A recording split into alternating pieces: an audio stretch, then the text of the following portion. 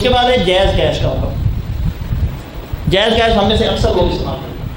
میں یہ مسئلہ لے کے آنا چاہ رہا ہوں کہ ہم نے ان کو پیسے دیے، ہم نے ان کو دیا قرض دیا تھا، تو 10,000 روپये میں نے اپنے جائز کیش پہ رکھا، یہ میں نے ان کو قرض دے دیا۔ اب جائز کمپنی آ گئی، اس کا کاروبار کرتی ہے، آپ کا 10,000 وہاں پڑا ہوا ہے آپ کے اکاؤنٹ میں، وہ آپ کو شو کرتے ہیں کہ آپ کا 10,000 پڑا ہوا ہے، اب اپنے موبائل سے چیک کریں کہ 10,000 پڑا ہوا ہے، لیکن 10,000 کا وہ آگے کرتے ہیں کاروبار۔ جب آپ مانگتے ہیں تو آپ کو وہاں سے اٹھا کے واپس دے دیتے ہیں۔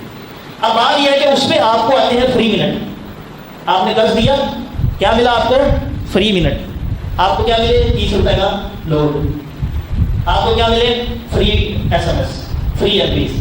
اب یہ کیا چکر ہے؟ کیا یہ ربا ہوگا یا نہیں ہوگا؟ کیا یہ لینا جائز ہے یا ناجائز؟ دیکھیں اس کی 3 قسمیں ہو سکتی ہیں۔ جب اس کا تعلق، فری منٹ کا تعلق آپ کے پیسوں کے ساتھ ہو،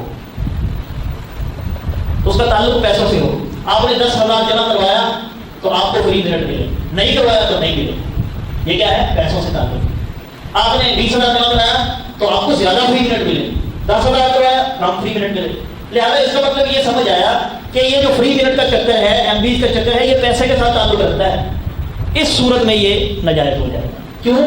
ایک بندہ چیئر لفٹ لگا کے بیٹھا ہوا ہے، وہ کہتا ہے کہ اگر وہ یہ کہے کہ جو بندہ پیسے رکھوائے، یہ جائز کیش ہو جائے گا، یہ بندہ پیسہ رکھوائے تب بھی فری منٹ ملیں گے، نہ رکھوائے تب بھی فری منٹ ملیں گے، ہماری طرف سے آفر ہے، پھر تو ہے جائز۔ پھر ان کی طرف سے کیا ہے؟ ہدیہ، جو ہم نے شروع میں ذکر کیا تھا۔ اگر وہ یہ کہے کہ بھائی 10,000 جمع کرواؤ گے فری منٹ پھر ملیں گے، اگر 20,000 کرواؤ گے اور ملیں گے، MPs ملیں گے۔ مثال کے طور پہ ایک بندے نے لفٹ لگا لی، وہ لفٹ لگا کھڑا ہو جاتا ہے اور وہ یہ کہتا ہے کہ بندے جو ہے وہ میں گزاروں گا اوپر تیسری منزل پہ چھوڑ کے آؤں، پتہ آتا ہے اسے وہ لیتا ہے 20 روپے، وہ اوپر چھوڑا ہے، پھر واپس آتا ہے، پھر ایک اور بندہ آیا، وہ تھا ذرا وزنی، اس نے کہا کہ آپ 50 روپے دو، ٹھیک ہے، یہ نہ جائے۔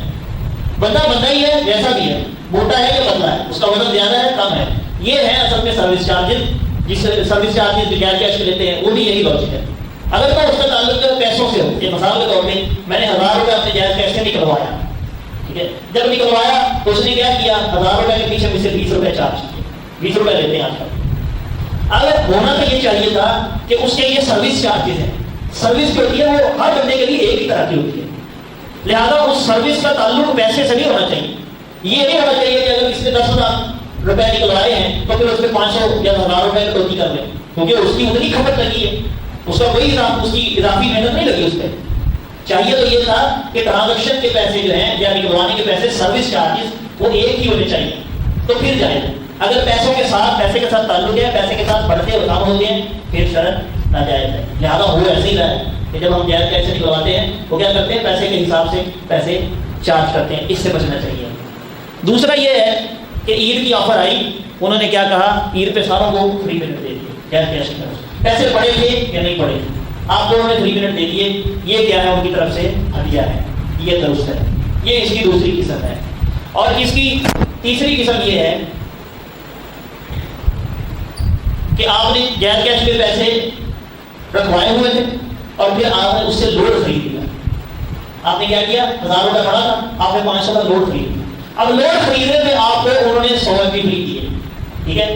اب یہ جو 100 MB ہے، اس کا شریک حکم کیا ہے؟ یہ اسی طرح ہے کہ جیسے میں دکان کے اوپر جاتا ہوں، میں نے کلو چینی خریدی ہے، چینی خریدنے کے بعد اس نے کہا کہ بھائی 80 روپے کلو چینی ہے، چلو آپ کو 75 روپے میں دے دیتا ہوں، 5 روپے واپس دے دیتا، یہ اسی طرح۔ یا وہ یہ کہتا ہے کہ 80 روپے کلو چینی ہے تو چینی آپ کو تھوڑی سی زیادہ ڈال کے دے، یہ اس کی طرف سے گفٹ ہے، ہدیہ خریداری پر۔ جب آپ نے خریداری کی تو سمجھ لیجیے جو اوپر آیا ہے وہ آپ کو گفٹ مل رہا ہے، لہذا یہ صورت بھی ہے جو جائز ہے۔ صرف یہ صورت ناجائز ہے جائز کیش کی جب کہ آپ کے پیسے کی کٹوتی آپ کے پیسوں کے حساب سے ہو رہی ہو۔ جب پیسوں سے اس کا تعلق ہوگا تو پھر وہ ناجائز ہو جائے گی، اور جب پیسوں سے اس کا تعلق نہیں ہوگا تو پھر وہ جائز ہو جائے گی۔